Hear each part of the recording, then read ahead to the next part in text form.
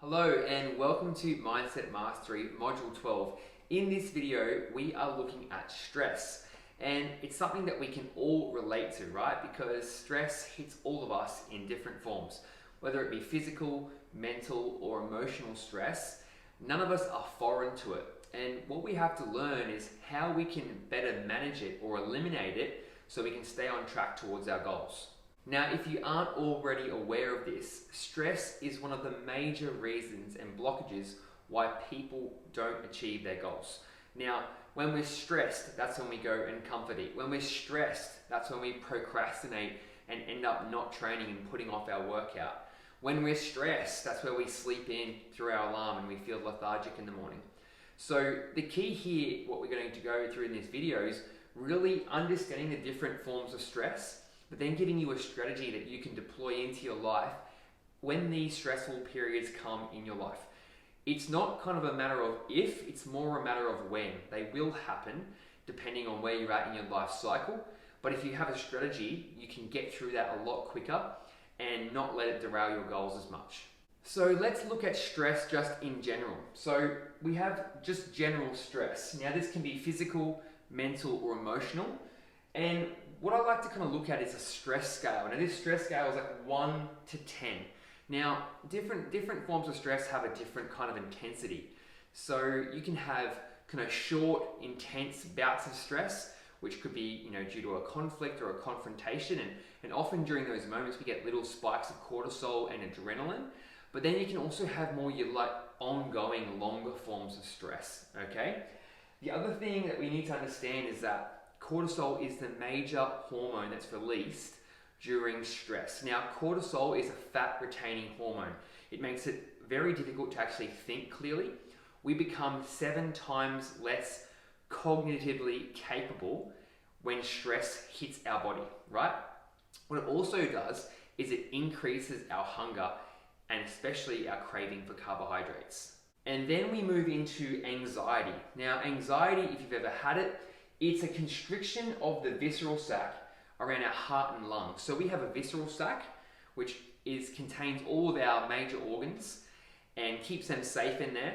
But essentially, it's an evolutionary response to fight or flight syndrome. So anxiety is a constriction of those organs so your body can send out more blood to your extremities, to your arms and to your legs, if you're going to run away and try and survive. That's the essential physical response. But what that feels like in modern day society, because we're not running away from lions or tigers or cheetahs or anything like that, it's this real burning sensation inside the pit of your chest.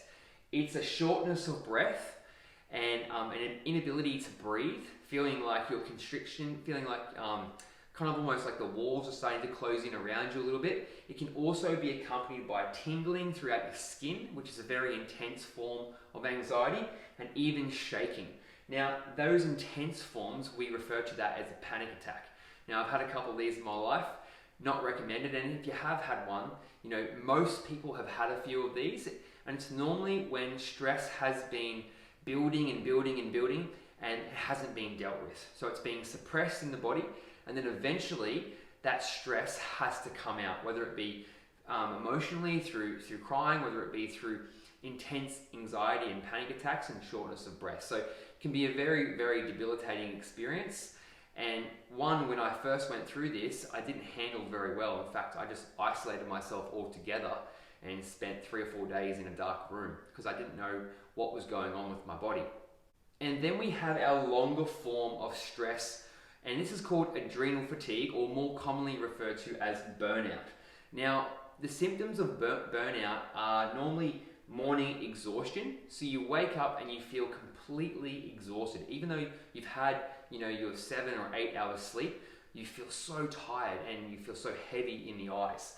The other thing are the carbohydrate cravings, especially in the afternoon and the evenings for things like sugar, but then also, your pizzas, your pastas, all of those kind of, your breads, all those kind of foods that, are essentially comfort foods. Because our body's in a state of stress, and that's what cortisol does. It really increases the carbohydrate cravings. The other thing is the loss of libido. Now, this is especially prevalent in men, who experience kind of the more physical effects of loss of libido, but especially with women as well. It can really affect your mood and just your general overall well-being.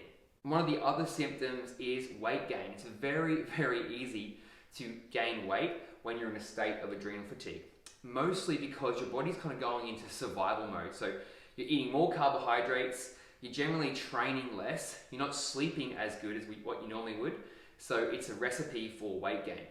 Speaking about sleep, poor sleep is probably one of the biggest symptoms and effects of adrenal fatigue, because it doesn't really matter about what time you're getting to sleep. Because you're so wound up, it's really hard to get yourself into a restful night's sleep. Now, sleep is so important because that's where we get so much about the regeneration of our body, where our body releases growth hormone and also sends amino acids out to repair and restore our muscle tissue. But when we are in a state of adrenal fatigue, this does not happen as efficiently.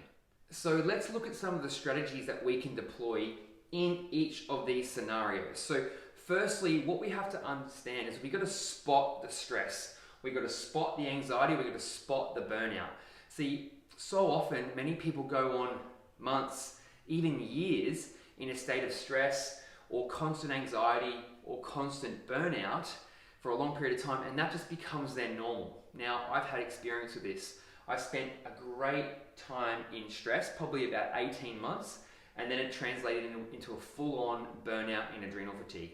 And I spent the better part of 2 years in that state.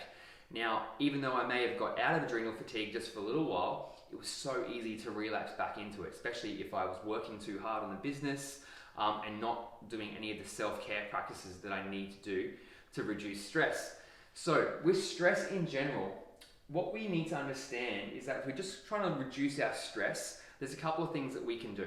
Firstly, we can actually increase our stress capacity or our resilience. So, and this is a bit of a controversial thing, because what it's basically saying is it's like, the more stress you tolerate, or you learn how to tolerate, the greater your stress resilience. Now, for things that aren't so meaningful, if you just you miss a traffic light, or the kids are a bit late in the morning, don't let that derail your day. Like, don't let that stress you out, because it's not really a stressful scenario. And that's what we're talking about with resilience.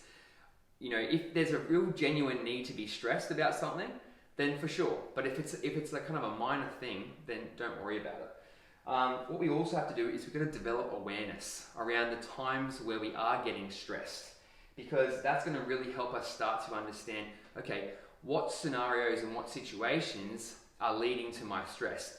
The better we have awareness, the more confidently we can kind of go into those situations calmly. When we kind of know that stress could be on the horizon, we can mentally prepare ourselves for it and also physically prepare ourselves for it. It's more so when we walk into a situation and we're completely unprepared for stress, that's when it starts to really get you, and that's where you will go and comfort eat, miss your workout, etc. Probably the biggest thing to reduce general stress is breath work and focusing on our breathing. Now, when we get into a state of stress, our breathing rate naturally slows and it gets shorter and smaller. Next time you're stressed out, just actually have a look at your breath and see how you're breathing in that moment.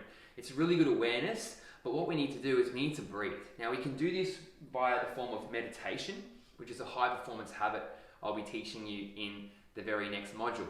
But breath work is so key, because that really helps relax and bring calm to the body, right? The other thing is be grateful. Now, gratitude has been proven to release DHEA into the body, which is a feel-good hormone. So essentially, when we're grateful, we're thinking about something that we're really happy about, we're grateful for it being in our life. It doesn't have to be a big thing, but essentially, being able to put ourselves into that moment creates joy within our heart, and that's going to radiate throughout your body and help just calm the situation, whatever it may be. Now, when it comes to anxiety, this is perhaps the toughest strategy to deploy, because it's going against everything that your body's telling you to do in the moment. Now, as I said, with anxiety, it's that feeling that the walls are closing in. There's an actual constriction going on in your visceral sac. So what we want to do is we want to be still, we want to be closed, and it's very hard to get air into our lungs. So what we have to do is we've got to deep breathe immediately, and we have to really open the lungs up as much as possible to try and release the tension, that burning sensation that's sitting in the pit of your chest. What we also need to do is you've got to move your body. Get up and walk. Don't stew in it, don't sit in it, if you want the anxiety to pass, right? Now this is a learnt skill over time. So many of the people I've met with differing forms of anxiety, and I say this with the greatest of empathy for anxiety, but movement helps, training helps, breathing helps. It's not going to get rid of it altogether maybe, because that anxiety might be being triggered by something and it's going to stay there, but it will reduce it. And sometimes just reducing it to just a more manageable level is enough to get through your day, right? What we can also do is we can talk to someone about it. Now, many people feel like anxiety is such a burden and they don't want to actually talk to someone about that, whether it be a personal friend, family member, or someone professional. When we talk about it, we disempower it. So often anxiety has a stronghold and a power over someone because there's a shame attached to it. There's nothing shameful with having anxiety. It's completely normal. It's a normal human response in the body. The tragedy is that people live in silent fear of sharing it, but sharing it really helps, and I implore you to do that. And the other thing is recognize the patterns. So often with anxiety, there's certain triggers that bring it on.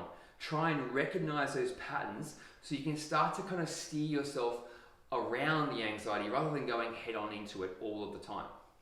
Now, the strategy for burnout or adrenal fatigue is a slightly longer term approach, because anyone that's got actually into a state of burnout or adrenal fatigue, they would understand that it actually takes quite a long time. It takes quite a long period of stress, at least 3 to 6, even 12 months of continued stress and potential anxiety within that to get into a state of adrenal fatigue. Now, I've been there and it took me 2 years to work myself out of it. Now, to be honest, if I had have known everything I know now, probably could work myself out of it in 3 to 6 months, a little bit quicker. But at the time, it was really, really hard to manage and navigate. So the thing with this is we have to cut out sugar, which is really hard when you're in a state of adrenal fatigue and burnout, because sugar is what your body is craving. But sugar is feeding the high-low patterns with your blood glucose levels and your insulin levels. It's also one of the key contributing reasons why you can't sleep well. So we've got to cut sugar out. Then we have to have about 70% training daily. What I mean by 70% is that when you're in burnout, if you're training really, really hard, thinking that's going to help you, you can actually do more harm than good, and you'll just kind of stay the same. If you're carrying body fat and you want to lose that, and you're stuck in burnout, about 7 out of 10 intensity level is good, and you want to be training consistently and frequently. Weights and cardio every day. Just alternate that, because over time you're going to actually build that resilience back up and your body's ability to cope with stress. Extremely healthy diet. So cutting out all the processed stuff in your diet, eat plant-based foods, good sources of protein, and lots of water is so important. It sounds simple, but generally people that are in adrenal fatigue, they've had a long period of poor nutrition. Now your body's in a state of stress, so it needs good, healthy, clean foods to help rebound and get you back into a state of really positive energy. And finally, sleep. Sleep is critical because this is where the restorative process happens. We need at least 7.5 to 8 hours during our burnout and adrenal fatigue state. This is going to help us have enough complete sleep cycles so we can actually wake up feeling not so tired and lethargic, start to wake up feeling a little bit more energetic day by day by day. So my challenge for you in this module is to ask yourself, what is my relationship with stress? Now, as I said, as we develop more awareness around the ways that we are getting stressed, in the situations and the scenarios where stress arises, that's going to really give us the ability to start to change that behavior in the moment. What I don't want you to do is to go on in a stressed out state and suppress it and bottle it up. Stress needs to be brought out of the body, but it also needs to be confronted and accepted. When we accept stress as being part of our life, we're actually able to disempower it, and then we're able to find ways using these strategies to help diminish its impact in our life and stop it derailing our progress towards our goals. So spend the time analyzing your relationship with stress, and then look at these different strategies that you can deploy right now.